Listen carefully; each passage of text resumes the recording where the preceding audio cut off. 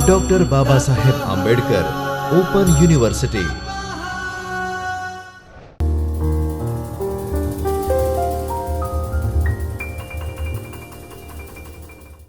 નમસ્તે વિદ્યાર્થી મિત્રો, ડૉક્ટર બાબા સાહેબ આંબેડકર ઓપન યુનિવર્સિટીના જ્યોતિર્મય પરિસરના ચૈતન્ય સ્ટુડિયોમાંથી હું ડૉક્ટર જાગૃતિ જે મહેતા ગુજરાતી વિષયના મદદનીશ અધ્યાપક આપ સૌને આવકારું છું। તો વિદ્યાર્થી મિત્રો, આજે હું તમને વિનયન વિદ્યાશાખાના બીજા વર્ષના મુખ્ય વિષય ગુજરાતીના પેપર 5માં ગુજરાતી સાહિત્યના સ્વરૂપો, જેમાં વિદ્યાર્થી મિત્રો આજે હું તમને ધૂમકેતુ રચિત એક વાર્તા હતા ત્યાંને ત્યાં ટૂંકી વાર્તા વિશે વિસ્તૃત અભ્યાસ કરાવીશ। તો વિદ્યાર્થી મિત્રો, આજે આપણે એક વાર્તાનો અભ્યાસ કરવાનો છે। આ એકમ ટૂંકી વાર્તાનો છે। ધૂમકેતુ આપણા પ્રારંભના અગ્રણી એવા ટૂંકી વાર્તાકાર છે। સામાન્ય રીતે ધૂમકેતુ લાગણીમય અને ગંભીર વાર્તાકાર તરીકે જાણીતા છે।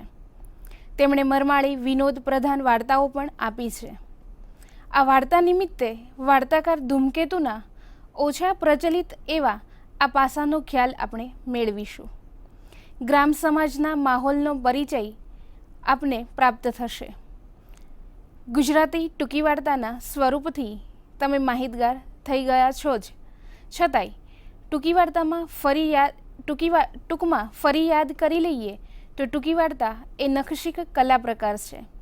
થોડામાં વ્યંજનાત્મક રીતે ઘણું કહેવું એ ટૂંકી વાર્તાનું મહત્ત્વનું લક્ષણ છે। ટૂંકી વાર્તામાંનું ટૂંકી વિશેષણ તેના કદ કરતાંય વધારે તેની ઉપાદાન સામગ્રીને તથા લાઘવને રજૂઆતને સ્પર્શે છે।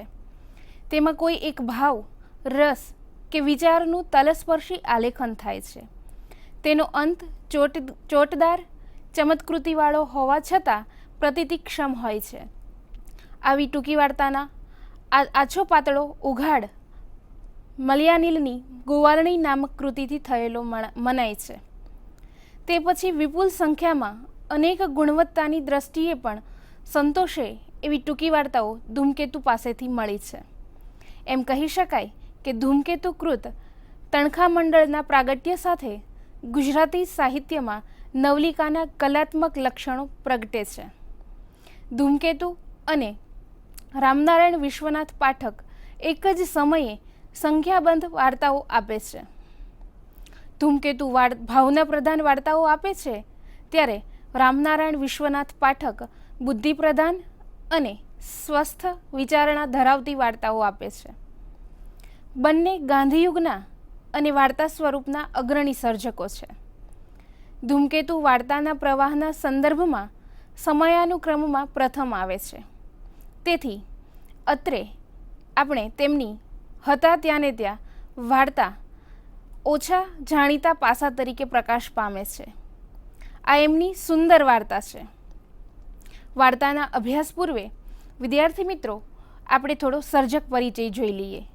તો ધૂમકેતુનો પરિચય જોઈએ તો ધૂમકેતુ એ ગુજરાતી સાહિત્યના પ્રથમ વાર્તાકાર તરીકે અને પછી નવલકથાકાર તરીકે સદાય યાદ રહે છે। તેમનું મૂળ નામ ગૌરીશંકર ગોવર્ધનરામ જોશી। ધૂમકેતુ એ તો એમનું ઉપનામ છે, પણ એ ઉપનામથી સવિશેષ જાણીતા થયેલા છે। તેમનો જન્મ 1892માં ડિસેમ્બરની 12મી તારીખે થયેલો। તેમનું વતન વીરપુર। બાલ્યાવસ્થામાં શાળા કરતાં કુદરતના ખોળે સમય વધુ ગાળેલો। પ્રકૃતિ એવો અત્યંત સંવેદનશીલ અને કુદરતના પરમ પ્રેમી પ્રાણીઓ માટે એમને ખૂબ વહાલ। આજીવન ખાનગી આ શિક્ષકના વ્યવસાયે તેમની લેખન પ્રવૃત્તિને સતત પોષણ આપેલું। તેમના વ્યક્તિત્વ ઘડતરમાં તેમના ભાભી, સંબંધીઓ, નથુરામ શર્મા અને વીરપુરના ઠાકોર સુરાજી જેવી વ્યક્તિઓએ અને ખલીલ જિબ્રાહન, ટાગોર વગેરેના ઇતિહાસ કથાઓના વાંચને મહત્ત્વનો ભાગ ભજવ્યો છે। ઈસવીસન 1920માં તેઓ BA થયા। કુટુંબની નબળી આર્થિક પરિસ્થિતિએ તેમણે ઘણા ઘડ્યા છે। જીવનની વિટંબણાઓએ તેમની ચેતનાને જીવતી રાખી છે। 1935માં રણજીતરામ સુવર્ણચંદ્રક તેમને એનાયત થયેલો, પણ તેમણે અસ્વીકાર કરેલો. સ્વમાની, ભાવનાશીલ, સંયમી, ધૂની, મસ્ત અને ચિંતનશીલ પ્રકૃતિ ધરાવતા ધૂમકેતુ પાસેથી વિપુલ પ્રમાણમાં સાહિત્ય મળ્યું છે. 1965ની 11મી માર્ચે તેઓ અવસાન પામ્યા. તેમની પાસેથી તણખામંડળ ભાગ 1 થી 4, જે ઈસવીસન 1926, ઈસવીસન 1928, ઈસવીસન 1932 અને ઈસવીસન 1935માં ઉપલબ્ધ થયા છે. આ ઉપરાંત તેમના પાસેથી અવશેષ, જે ઈસવીસન 1932માં મળે છે, આકાશદીપ ઈસવીસન 1947, પરિવેશ 1947, વનરેખા 1952 અને નિકુંજ 1960માં વગેરે થઈને લગભગ 24 જેટલા વાર્તા સંગ્રહો ધૂમકેતુ પાસેથી આપણને મળે છે. ગુજરાતી સાહિત્યમાં તેમણે સૌથી વિશેષ કીર્તિ અપાવનાર આ સ્વરૂપ પર તેમનું પ્રભુત્વ નોંધપાત્ર છે. ગુજરાતી સાહિત્યએ પ્રથમ નવલિકાકાર અને પછી નવલકથાકાર તરીકે જાણીતા થયા છે. તેમની પાસેથી પૃથ્વીશ ઈસવીસન 1923માં નવલકથા મળે છે. ત્યારબાદ રાજમુગુટ, જે ઈસવીસન 24માં, અજીતા ઈસવીસન 1939 અને મંજિલ નહીં કિનારા 1964 અને અન્ય કેટલીક સામાજિક નવલકથાઓ પણ એમના પાસેથી આપણને મળી છે. તો આ સાથે જ એમની પાસેથી ચૌલુક્ય વંશ અને ગુપ્ત વંશની નવલકથાઓ પણ વિપુલ પ્રમાણમાં મળી છે અને એ લોકપ્રિય પણ ખૂબ થયેલી છે. ચોલાદેવી ઈસવીસન 1940માં, તો વાચીની દેવી 1945માં અને આમ્રપાલી 1954માં, તો વૈશાલી 1954માં અને મહાત્મય ચાણક્ય ઈસવીસન 1955માં વગેરે નોંધપાત્ર કૃતિઓ ધૂમકેતુ પાસેથી મળી છે. બધી મળીને લગભગ 35 જેટલી નવલકથાઓ તેમના પાસેથી ઉપલબ્ધ થઈ છે. આ ઉપરાંત નિબંધ, ચરિત્ર, આત્મચરિત્ર, નાટકો, ચિંતનાત્મક ગ્રંથો વગેરે પણ તેમની પાસેથી મળ્યા છે. આમ તેમનું સર્જન કાર્ય વિશાળ અને સત્વશીલ છે. આમ તો ધૂમકેતુ ભાવનાશીલ અને રંગદર્શી સર્જક છે. ઉત્કટ ઉર્મિમયતા એમની વાર્તાઓનું પ્રધાન લક્ષણ છે. વિનોદ રસની વાર્તાઓ પણ તેમણે આપી છે. એ ખાસ પ્રચલિત થઈ નથી. તો વિદ્યાર્થી મિત્રો, અત્રે આપણે જે વાર્તાના અભ્યાસથી એમના આ પાસાને તપાસીએ, તો વિદ્યાર્થી મિત્રો, હવે આપણે તેમની વાર્તા હતા ત્યાં ને ત્યાંનો અભ્યાસ કરીએ. તો સૌ પ્રથમ વાર્તાની કથાવસ્તુ તપાસવાનો પ્રયત્ન તપાસીએ તો માસ્તરમાંથી ઇન્સ્પેક્ટર બનેલા મીઠારામની સ્થિતિ નિમિત્તે અહીં હાસ્યરસનું આલેખન થયું છે. 20 વર્ષની માસ્તર તરીકે એકધારી નોકરી કર્યા બાદ મીઠારામ ઇન્સ્પેક્ટર બન્યા. ખુશ થયેલા તેમણે પત્નીને કંસાર બનાવવા કહ્યું. પગાર તો વધશે ત્યારે વધશે, પણ હોદ્દો વધ્યો તે કંઈ ઓછી ખુશાલીની વાત ગણાય. અને પછી તો નવા હોદ્દાને શોભે તેવો ઠાઠ ધારણ કરી મીઠારામ સાહેબ પરીક્ષા માટે નીકળ્યા.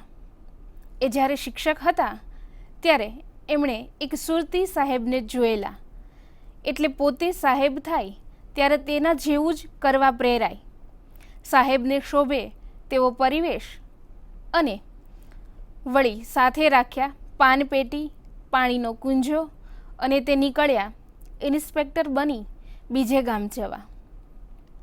એક છોકરાએ પાનપેટી પકડી, એક છોકરાએ તેનું પોટલું પકડ્યું અને એકે તેની ચામડાની બેગ લીધી. તો આસિસ્ટન્ટ પાણીનો કુંજો લીધો. જાણે બાદશાહ રસાલો જ જોઈ લો ને. બીજે ગામ જવાનું હતું તેથી મૂંગણનો માફો મંગાવેલો. પાદરે પહોંચ્યા ત્યારે કંઈ આવેલું નહીં. 1-2 ગધેડા હતા. આસિસ્ટન્ટે એ ગધેડા કાઢી મૂક્યા. મીઠારામ વડલા હેઠે ગાડાની રાહ જોતા બેઠા. મીઠારામે માનેલું તેના કરતાં વિપરીત થવા માંડ્યું. મૂંગણનો માફો ન મળ્યો, પણ તેની બદલે નરસિંહ મહેતાની વહેલ જેવું ગાડું લઈ ઉકો આવ્યો એવો જ મીઠારામને જાતભાતું કહેવા લાગ્યો. મીઠારામને ખબર નહીં કે મીઠારામ ખરેખર મોટા અધિકારી બની ગયા છે. તેથી મીઠારામના ઠાઠને તે ટકોરવા લાગ્યો. મીઠારામની કલ્પનાનો મહેલ તૂટવા લાગ્યો. ઉકો મીઠારામને માતર માનીને જ ટીકા કરતો રહ્યો. મીઠારામ ઘણુંય મનમાં ને મનમાં તેના પર અકળાય, પણ ઉકો કંઈ સમજે તો ને. મીઠારામના કુંજાને તેણે પાછો મુકાવ્યો. એક તો ગાભો થોડો પલળેલો હતો અને હવે આ કુંજાના પાણીથી પલળે. બાકીનો સામાન ધીમે ધીમે ગાડામાં ગોઠવ્યો. થોડુંક મન દુઃખ તો થયું, તોય મીઠારામ એક અધિકારીને છાજે તેવા ઠાઠથી બેઠા. પાન પેટી કાઢી ને પાન બનાવવા લાગ્યા. તો ઉકાએ પણ એક પાંદડું માગ્યું. મીઠારામને માનહાનિ લાગી, તેથી તેમણે સાથે આવેલા છોકરાઓને અને આસિસ્ટન્ટને ઘરે જવાની રજા આપી. તેમણે ઉકાને ખખડાવ્યો, પણ ઉકો તો એમને માહતર જ ગણતો બેઠો. છેવટે સવારી ઉપડી. મુસાફરી કરતાં સાંજ પડી, પણ કોઈ ગામ દેખાયું નહીં. મીઠારામે ઉકાને પૂછ્યું, કેમ કોઈ ગામ દેખાતું નથી? ત્યારે ઉકો પૂછે છે, તમારે કયા ગામ જવાનું છે? તો મીઠારામે કહ્યું, ભડકવા જવાનું છે. તો ઉકાએ કહ્યું, ત્યારે અંધારું થશે એટલે ત્યાં પહોંચી જવાશે. એમ કહી તેણે પાછું ગાડું હંકાવવા માંડ્યું. મીઠારામ ઘણાએ ઊંચા નીચા થાય, પણ કરે શું? ઉકો તો થોડી વારે ઝોકે ચડી જાય. એમ કરતાં કરતાં મધરાત થઈ, પણ કોઈ ગામ આવ્યું નહીં. અરે, હવે તો પરોઢ થવા આવ્યું, પણ કોઈ ગામના એંધાણ ના મળે. ગાડા ખેડૂતો ઝોકે ચડેલો. મીઠારામની તો જે હાલત થઈ છે, એમ કરતાં કરતાં મોસૂજણું થયું. ઝાંખું દેખાવાય માંડ્યું અને દ્રશ્ય જોઈ મીઠારામ ચમક્યા. આંખ ફાડીને તે જોતા જ રહ્યા. એ કેમ ચમક્યા? એમણે શું જોયું? એમણે જોયું તો એ જ વડ જ્યાંથી તે ગાડામાં બેઠેલા અને વજેરામ આસિસ્ટન્ટ હાથમાં લોટો લઈ ગાડું આવતું જોઈ ઊભેલા. મીઠારામ અડધા દિવસ અને રાત્રિની મુસાફરીને અંતે પાછા આવ્યા પોતાના ગામડે જ, કે જ્યાંથી તે નીકળ્યા. નવા ગામથી તે પોતે નીકળ્યા ત્યાં જ પાછા આવ્યા. અધૂરામાં પૂરું જતી વખતે ઘરવાળાને કહેલું કે પોતે લાડવા ખાઈને આવશે, તેથી જ્યારે ઘરે પહોંચ્યા ત્યારે ઘરના બારણા બંધ અને બહાર લટકે ખંભાતી તાળું. બિચારાને મીઠારામને દાંતણ પાણી માટે વજેરામને ત્યાં જવું પડ્યું. આમ મીઠારામની મુસાફરીનું હાસ્યથી ભરેલું સુંદર સરળ કથાનક અહીં મળે છે. તો વિદ્યાર્થી મિત્રો, હવે આપણે હતા ત્યાંને ત્યાં એ વાર્તાની રચના રીતિ વિશે વાત કરીએ તો અહીંયા લેખકે ઘાણીના બળદના જેવી ચક્રાકાર ગતિવાળી મુસાફરીનું સહજતાથી, સરળતાથી અને ભાવપલટાઓથી સુંદર સભર આલેખન કર્યું છે. પ્રસ્તુત વાર્તામાં મીઠારામના માનસને સરસ રીતે વ્યક્ત કર્યું છે.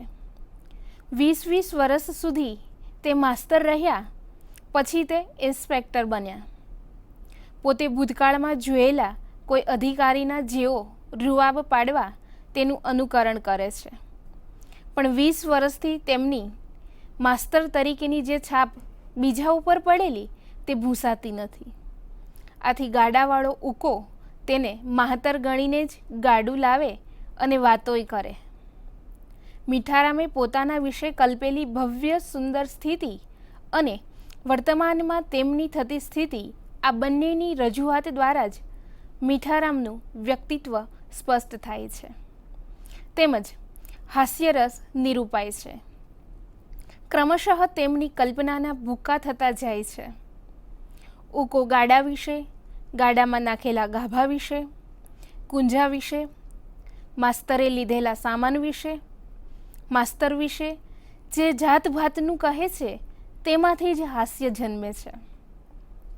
માસ્તરમાંથી ઇન્સ્પેક્ટર બનેલા મીઠારામ ગાડામાં બેસી બીજે ગામ પરીક્ષા લેવા જાય ત્યાંથી કથાનો આરંભ થાય છે અને બીજે ગામ પહોંચવાને બદલે દિવસ રાત પોતાના જ ગામની પ્રદક્ષિણા કરી અંતે વહેલી સવારે જે પાદરથી જે વડ નીચેથી નીકળેલા ત્યાં જ પાછા આવીને ઊભા રહે, ત્યાં આ વાર્તા પૂરી થઈ જાય છે. ખરી રીતે જોઈએ તો વાર્તાનો અંત શીર્ષકના સંદર્ભમાં જ જોતા અહીં જ આવી જતો જણાય છે. પછી માસ્તરની શી દશા થઈ હશે તે ભાવકે કલ્પી લેવાનું છે, પણ લેખકે પાદરમાં પહોંચ્યા પછી તેમની પાછળ ટોળું પણ ફેરવ્યું અને વળી ઘરે તાળું પણ બતાવ્યું. અલબત્ત આ ઘટનાઓની રજૂઆતથી વિનોદ રસનું આલેખન ગાઢ જરૂર થયું છે. વળી પત્નીનું વર્તન તાળું મારીને જતા રહેવું તે સ્ત્રી સમાજની એક લાક્ષણિકતા પણ વ્યક્ત કરે છે. વળી ઉકો છોકરાઓને ભેગા કરી હાસ્ય કથા રજૂ કરે છે, તે તેના વ્યક્તિત્વનો પરિચય કરાવે છે. તેમ છતાં આ બધાને અંતે હતા ત્યાંને ત્યાં એમ પણ લેખક લખે છે જે નિરર્થક છે. એટલે એમ કહી શકાય કે મુસાફરીના અંત સાથે વાર્તાનો સ્વાભાવિક એક અંત આવી જ જાય છે. ધૂમકેતુની આમ વાત વધુ વિશદતાથી રજૂ કરવી એ એક લાક્ષણિકતા પણ છે. મીઠારામની આ નરવી, માર્મિક, વિનોદવૃત્તિ સભરની મુસાફરીની કથા રજૂ કરતી આ વાર્તા તેમની અન્ય વાર્તાઓથી અલગ પડે છે. તેમની પાસેથી આ પ્રકારની કથાઓ જૂજ પ્રમાણમાં જ મળી છે. મીઠારામના મનોગતના આલેખનમાં, ઉકાના વર્તન વ્યવહારમાં અને ગાડાની ગતિના નિરૂપણમાં લેખક સફળતાથી વાર્તારસ ટકાવી શક્યા છે. તો વિદ્યાર્થી મિત્રો, હવે આપણે આ વાર્તાના પાત્રો વિશે વાત કરીએ તો અહીં આ વાર્તામાં પાત્રો તો બે જ છે, એક મીઠારામ અને બીજું ઉકો. મીઠારામ 20 વર્ષથી માસ્તર હતા અને આજે તે ઇન્સ્પેક્ટર બને છે, તેથી તેમનો આનંદ સમાતો નથી. પોતાને મોટો હોદ્દો મળ્યો તેથી પત્નીને કંસાર બનાવવાનું કહે છે. એ જ રીતે અધિકારી બનીને જાય છે ત્યારે ઠાઠ સાથે જાય છે. પોતાના માટે તે સારી સારી કલ્પનાઓ કરે છે. વાચક તેમના આનંદમાં સહભાગી બને છે. આમ બનવું સ્વાભાવિક છે. તેથી જ જ્યારે તેમની કલ્પનાઓ છિન્ન ભિન્ન થાય છે ત્યારે તેમના માટે હમદર્દી જાગે છે. આમ માનવની એક નબળાઈનું અહીં સમભાવપૂર્વક આલેખન કરવાનું લેખકે તાક્યું છે. અને બીજું પાત્ર મળે છે ઉકો, જે ઉકો અસલ ગામડિયો બનીને આવે છે. મીઠારામને તે માત્ર માહતર જ ગણે છે. આ તેના અભિગમમાં જ મીઠારામની દશા બગડે છે અને એમાંથી જ જે પરિસ્થિતિ નિર્માય છે તેમાંથી સૂક્ષ્મ હાસ્ય જન્મે છે. ઉકો તેના વર્તન વ્યવહારમાં સંપૂર્ણપણે ગામડિયો રહે છે. આ બંને પાત્રો એકબીજાના પડછાયે વધુ ઉઠાવ પામે છે. ઉકો આવે છે ત્યારથી તે છેક વાર્તાના અંતે જે રીતે ટોળું ભેગું કરે છે ત્યાં સુધી તેના વર્તન, તેની ભાષા, તેની માન્યતાઓમાંથી જીવંત ગ્રામજન બની રહે છે. મીઠારામની ગંભીર મહત્વની કામગીરીની પણ તેમણે તમા નથી કે મુસાફરીને અંતે તેમની જે સ્થિતિ થઈ તેનીએ તેને પડી નથી. તેને ખ્યાલ સુદ્ધા નથી કે તેના કારણે મીઠારામની કેવી દશા થઈ છે. આમ બંને પાત્રો એકબીજાને કારણે સ્થૂળ, સૂક્ષ્મ બંને રીતે સરસ ઉપસી આવ્યા છે. તો વિદ્યાર્થી મિત્રો, આપણે હવે આ વાર્તાની ભાષા શૈલી વિશે વાત કરીએ તો આખી કથા સાદી સરળ ભાષામાં રજૂ થઈ છે. કથાનક સાદું છે, તેથી વ્યંજનાની ખાસ જરૂર નથી. અને તેમાંય ધૂમકેતુ અભિધાથી જેટલું કામ વધુ લેવાય તેટલું સારી રીતે લેવામાં માનનારા લેખક છે. તેથી અહીં પણ તે જ રીતે થયું છે. જરૂરી વર્ણનો નાના અને રસિક છે. મીઠારામ ઇન્સ્પેક્ટર બનીને નીકળ્યા ત્યારનું તેમનું બાદશાહી ઠાઠનું વર્ણન સુંદર રીતે આલેખિત થયું છે. તે જ રીતે નરસિંહ મહેતાની વહેલને યાદ કરી ગાડાનું વર્ણન 2 જ લીટીમાં લેખકે સચોટતાથી કરી આપ્યું છે. ઉકાના મુખમાં મૂકેલા ગામઠી ભાષાના શબ્દો દ્વારા ગ્રામ્ય વાતાવરણને ઉપસાવવાનો સફળ પ્રયત્ન સર્જકે અહીંયા કર્યો છે. ઉદાહરણ રૂપ થોડા શબ્દો જોઈએ તો પરીક્ષા. પરીક્ષા શબ્દ માટે તળપદ ગુજરાતી શબ્દ છે પરીક્ષા, જેનો ધૂમકેતુએ આ વાર્તામાં ઉપયોગ કર્યો છે. જ્યારે માસ્તર માટે તળપદી શબ્દ છે માતર, જે અહીંયા ઉપયોગમાં લેવાયો છે. એના જેવા અનેક શબ્દો લેખકે અહીંયા આલેખિત કર્યા છે, જેવા કે લબાચો, ધાગધાગા જેવા શબ્દ પ્રયોગોનો પાત્રના મુખમાં ઉલ્લેખ કરાવ્યો છે. એ જ રીતે ઝીણી ઝીણી વિગતોનું આલેખન પણ નોંધપાત્ર છે. જેમ કે ઉકાની વહુએ નાખેલ ગાભાની વાત, પાણીના કુંજાની વાત, પાદરે લોટો લઈને ઊભેલા વજેરામ, ગામ લોકોની વાત વગેરે વગેરે લેખકે એકદમ ઘરગથ્થુ ભાષા પ્રયોગથી પોતાનું કાર્ય સારી રીતે પાર પાડ્યું છે. એ જ રીતે છાપા વિશેની ટીકા કરી છે, તે પણ નોંધપાત્ર છે. તો વિદ્યાર્થી મિત્રો, હવે આપણે આ વાર્તામાં રસ નિરૂપણ વિશે વાત કરીએ તો આ વાર્તા ધૂમકેતુની મરમાળી વિનોદ વૃત્તિને કારણે જ નોંધપાત્ર બની છે. મીઠારામ કશું જ કર્યા વગર જ્યાંથી નીકળ્યા ત્યાં જ આવે એ ઘટના જ હાસ્ય પ્રેરક બની રહે છે. એ જ રીતે મીઠારામ ગાડું જોઈ જે ભાવ અનુભવે તેમાં તેમની સ્થિતિ કરુણ બને છે, કફોડી બને છે, પણ છતાંય તે હાસ્ય જન્માવે છે. ઉકો તેમની સાથે જે રીતે વાત કરે છે, જે રીતે ગાડું ચલાવે છે, બળદની જે ગતિ છે, આ બધું જ વિનોદ ઉત્પન્ન કરે છે. મીઠારામના અધિકારી તરીકેના ઠાઠને તે લબાચો કહે છે તો વળી તમારું ગાડું દેખીને છોકરા ઝાંપેથી હુરિયો કરશે તે નિહાળ સુધી આવું અમલદારી ટાપટીપ્યું આપણને ન પોહાય. આ વિધાનો બોલાય ત્યારે મીઠારામની જે દશા થાય છે તેથી વાચકને આખી પરિસ્થિતિને લીધે સૂક્ષ્મ આનંદ પ્રાપ્ત થાય છે. એમ કહી શકાય કે અહીં પરિસ્થિતિજન્ય હાસ્ય વધુ છે અને અંત પણ મીઠારામની પાછળ જે રીતે સરઘસ નીકળે છે તે આખું ચિત્ર હાસ્ય પ્રેરક નીવડે છે. એક બાજુ મીઠારામની પોતાના નવા પદના સંદર્ભમાં ભવ્ય કલ્પના અને બીજી બાજુ તેમણે હકીકતે અનુભવેલી ફજેતી, આમ સળંગ વિનોદ વૃત્તિ સંતોષાતી આ એક સરસ વાર્તા છે.